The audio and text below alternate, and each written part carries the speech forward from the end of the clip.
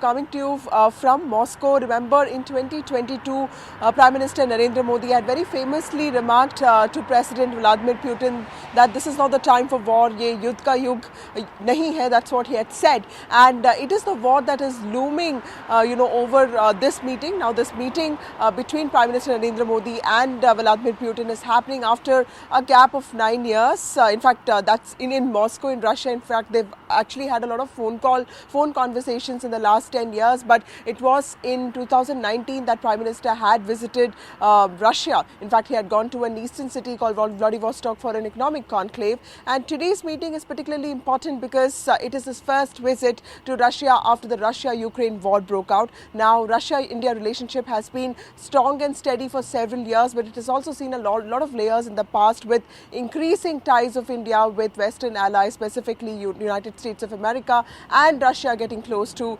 China.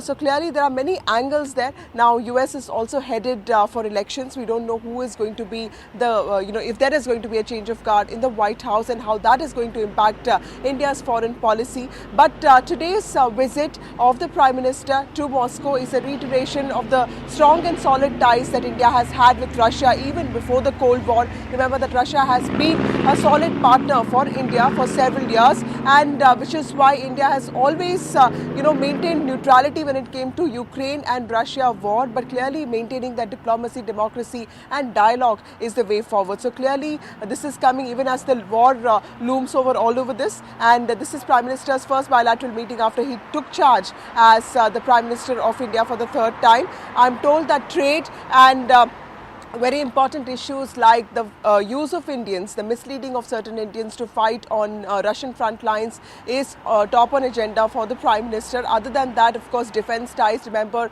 Russia has been a solid partner when it comes to procuring defense equipment for India, but also that has been going down for the last few years, with India diversifying its defense procurement, and also Indian imports with regard to Russian crude oil. That has substantively grown up in the last few years, especially after the war, with the West actually throwing a lot of sanctions on Russia. Russia is under a lot of pressure, and this meeting is clearly a lot more important to Russia than it is for India, because it also will show Russia in a fresh light, because there's a leader like Narendra Modi who's globally respected, who is meeting Vladimir Putin, who at this point of time is restricting his travels to only certain countries like North Korea and China. So several layers there, but Prime Minister is expected to leave from India at around 11 a.m. He's expected to arrive here at 3 p.m. Russia time, is what we've been told.